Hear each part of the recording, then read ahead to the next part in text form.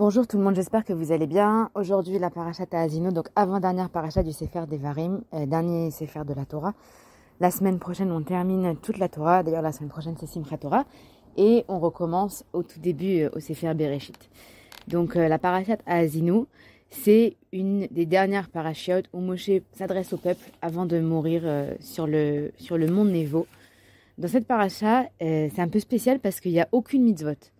C'est une paracha qui est un peu faite sous forme d'un poème et c'est plus des messages philosophiques et des consignes de vie qu'il leur donne à ce moment-là. La paracha s'ouvre sur le pasuk Haazinu hashamayim ve'adabera ve'tishma haaretz imrepi, ce qui signifie que les cieux écoutent et je vais parler et que la terre entende ce que ma bouche va dire.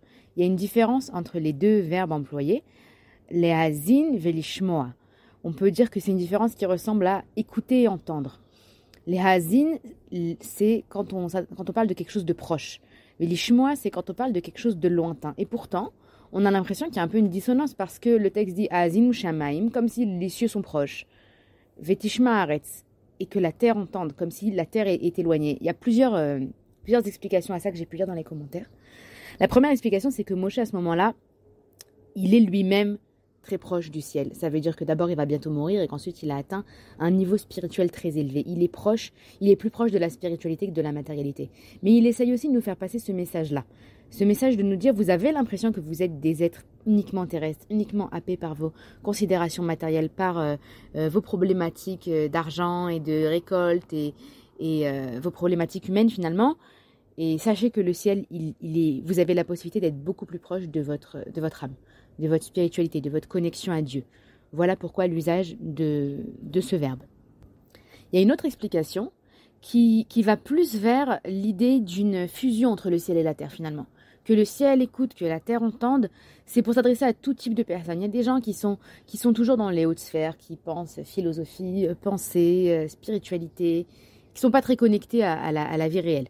Il y a des gens à l'inverse qui sont très triviaux, pratiques, qui s'occupent de vie réelle et qui sont pas vraiment connectés à leur âme. Et Moshe, à travers ce passage et ce pasuk, nous dit qu'en fait, le secret, c'est la connexion des deux.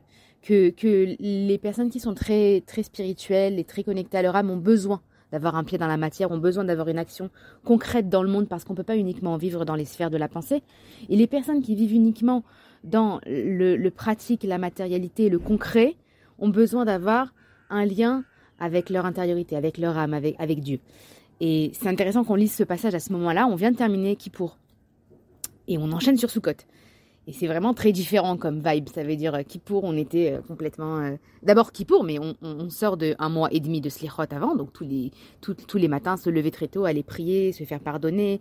Ces airs-là qu'on entend, qui nous connectent à la tchouva, au repentir, à Dieu. Puis les fêtes de Rosh Hashanah, la solennité, le shofar. On a l'impression comme ça que notre âme, elle est montée d'un coup et qu'on s'est rapproché. Pas tout le monde ne l'a vécu de la même manière. Il y en a pour qui c'était une transe absolue et un instant de fusion totale. Il y en a pour qui c'est plus angoissant. En tout cas, toujours est-il que c'est fini. C'est derrière nous. On a terminé Kippour, c'est fini les Slichot, c'est fini les Aseret Yimei Teshuvah et on enchaîne sur Sukkot. Et Sukkot, c'est du bois, construire une cabane, du clou, des marteaux, des décorations, faire plein à manger, recevoir du monde. On est parti complètement sur une autre ambiance. Et en fait, il est obligatoire que Sukkot vienne après Kippour. Ça veut dire que le vrai contrôle de comment on a vécu notre Kippour, comment on a vécu notre Rosh Hashanah, c'est comment on va vivre notre Sukkot. Ça veut dire que c'est très beau d'être dans la prière, c'est très beau d'être dans l'introspection, c'est très beau d'être dans la connexion à Dieu, mais à la fin, 350 jours par an, c'est pas ça. C'est la vraie vie, c'est la famille, le travail, les enfants, la routine. Et la vraie question, elle est comment tu vas prendre ces graines que tu as réussi à planter en toi pendant cette période de Rosh Hashanah, de Yom Kippour et de Teshuvah, et tu vas la rentrer dans toute ta vie, dans ta pratique concrète, dans ta connexion au reste, au monde, à la nature. Sukkot, c'est une fête où on est en connexion avec la nature, où on ressort dans le monde finalement, où on retrouve ce côté matériel, comme on a dit au début, Vatishma haaretz, cette connexion avec la terre, avec la nature. Comment tu vas réussir à faire passer ça dans ta vraie vie. C'est là que se situe le vrai contrôle. Comme on a dit, cette paracha, elle est faite de messages un peu philosophiques. On va en voir quelques-uns, on va survoler, on va pas faire toute la paracha. Et c'est intéressant, j'ai vraiment beaucoup aimé cette idée que j'ai entendue. Moshe, il commence dans l'histoire quand Hachem vient lui parler devant le buisson ardent.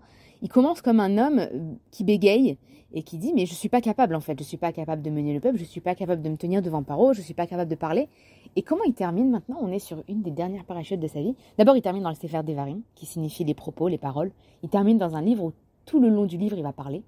C'est-à-dire qu'en fait, on a l'impression qu'il y a vraiment un parcours, il y a vraiment un processus où il arrive à dépasser cet écueil, cette difficulté. Il arrive à passer outre, il arrive à la transcender. Et il termine même par un poème, il termine par une paracha où il arrive à sublimer la parole. Il arrive vraiment à dépasser cette épreuve qui était la sienne, du bégaiement, de l'humilité, et il s'adresse à tout le peuple en leur donnant un message parce qu'il sait que son message, il dépasse sa personne lui-même. Il sait qu'il va mourir et il a besoin de laisser quelque chose. Il a besoin de laisser quelque chose qui va rester une fois que lui ne sera plus là. Une des phrases de la paracha, c'est « Sha'al avicha vayagetra, ziknecha vayomru lecha » Pose la question à ton père et il te dira, et tes anciens et qu'ils te répondent. Lorsque le peuple va rentrer en terre d'Israël, on peut voir ce message comme quelque chose de très actuel. On peut parler de l'époque où ils vont rentrer en Eretz Israël, ils vont mener leur guerre et ils vont conquérir le territoire. On peut parler aussi de l'époque d'aujourd'hui, où on rentre en Eretz Israël et on monte des start-up et on est la nation vers laquelle le monde entier a les yeux tournés. Et quand on aura une question, alors Moshe Rabbeinu nous dit, tourne-toi vers le Moshe Rabbeinu de l'époque. Fais pause sur ta vie à 100 000 à l'heure. Fais pause sur ton envie de jeter les armes, de tout abandonner parce que c'est trop compliqué, parce que c'est trop dur, parce que la vie est trop chère, parce que c'est insupportable, parce que les politiques sont tous corrompus. Fais pause et va t'asseoir à côté de quelqu'un qui était là en 48. Va t'asseoir à côté de quelqu'un qui a construit ce pays. Va t'asseoir à côté de quelqu'un qui est arrivé sur un bateau, qui a perdu sa famille pendant la guerre, qui a rencontré les marécages, qui a retroussé ses manches, qui a mis de côté les diplômes qu'il avait et la posture qu'il avait dans le pays qu'il a quitté et qui s'est décidé à construire ce pays au péril de sa vie. Assieds-toi à côté de lui et écoute. Et c'est quelque chose qui, moi personnellement, qui me parle énormément. À chaque fois que je rencontre une personne ici âgée, je m'assois à côté et je lui demande de me raconter sa vie. Et à chaque fois, c'est des personnes qui ne se rendent même pas compte qu'elles sont des livres d'histoire ouverts et elles nous racontent d'où elles viennent et comment elles sont arrivées ici et comment, qu'est-ce qu'elles ont abandonné derrière et qu'est devenu le reste de leur famille. Et c'est extrêmement, extrêmement inspirant. Et pas forcément qu'à l'échelle nationale, je pense que même à l'échelle individuelle, nos racines, nos ancêtres, aller s'asseoir à côté de grands-parents, à côté de personnes qui ont vécu des choses, qui ont une sagesse de vie, qui ont une sérénité aussi, qui peuvent un peu nous apaiser dans le tumulte de notre vie moderne. C'est un message qui est très très fort. Ça, c'est un des premiers messages de la paracha. Un autre message de la paracha, c'est une phrase qui est connue, Vaishman Yeshurun Vaibat. Vaishman Yeshurun, ça veut dire, Yeshurun c'est Israël, Vaishman il a grossi, il s'est engraissé. Quand on parle de s'engraisser dans le texte de la Torah, ça veut dire que tous ses moyens, toute sa subsistance a été assouvie. Donc il y avait beaucoup de récoltes, il y avait beaucoup d'animaux, il y avait beaucoup de terre, il y avait peu de soucis de subsistance, il n'y avait pas de guerre. Donc il a pu s'asseoir, manger et s'engraisser. Vaibat, il a donné un coup de pied, littéralement, Vaibat. Il a donné un coup de pied à qui? Il a donné un coup de pied à son créateur, il a donné un coup de pied à sa tradition, à son origine, à ses ancêtres, comme ceux dont on vient de parler. Jusqu'à maintenant, le peuple, il a été mené par Moshe dans le désert et il a dû faire face à l'épreuve de la pauvreté, à l'épreuve vraiment du minimalisme. Ça veut dire qu'ils ont survécu avec rien, avec la manne, avec les nuées, avec beaucoup de émouna et avec la présence divine. Et puis ils arrivent sur une terre et puis là, ils vont commencer à être bien, ils vont se poser, ils vont construire des maisons, ils vont gagner de l'argent, ils vont avoir des troupeaux et ils vont oublier Dieu. Et c'est à nouveau quelque chose de très actuel comme passouk et comme phrase, de se rendre compte que l'épreuve de la richesse, c'est une réelle épreuve. On vit dans une époque où, malgré tout ce qui peut se produire, on n'a jamais atteint ce niveau de qualité de vie, de performance scientifique, de progrès médicaux. Et il n'y a plus d'esclavage et il n'y a plus toutes ces choses terribles qu'il pouvait y avoir il y a 100 ans, il y a 1000 ans. Et pour autant, on n'est absolument pas une génération qui avons fait la paix avec nous-mêmes et qui avons réussi à atteindre le bonheur. Il n'y a jamais eu autant de consommation d'antidépresseurs, il n'y a jamais eu autant de personnes perdues, autant de personnes tristes. Et ce passouk nous enjoint un petit peu à nous reconnecter à nous-mêmes, à nous dire, fais attention parce que le chemin de la richesse, c'est aussi un chemin semé d'embûches. Alors on ne prie pas pour être pauvre, mais fais attention que quand tu te retrouves dans l'abondance, tu te perdes pas un petit peu toi-même là-dedans. Et enfin, je terminerai par là, un des derniers passuks sur lesquels je vais m'attarder, c'est le passuk qui dit « Kilo davarek umikem ». Ce n'est pas une chose vide pour vous. En parlant de la Torah, Moshe s'adresse au peuple et dit « Sachez que c'est sûr que d'ici quelques années, d'ici quelques dizaines d'années, d'ici quelques siècles peut-être, Vous allez regarder le texte de la Torah, vous allez regarder votre histoire, la sortie d'Égypte, et vous serez plus aussi enjoué, aussi ému que vous pouvez l'être aujourd'hui parce que vous l'avez vécu vous-même. Vous vous direz, c'est un vieux texte qui a plus de pertinence dans le monde d'aujourd'hui. Alors sachez que c'est pas quelque chose de vide. Et Rachi de nous dire, Imrek ou Zemikem. Si vous trouvez que ce texte est vide, c'est parce que vous ne lui apportez que du vide. Vous lisez ce texte à travers un prisme qui ne vous permet pas d'y voir du sens. Alors, j'aimerais vous laisser avec ce message pour la nouvelle année.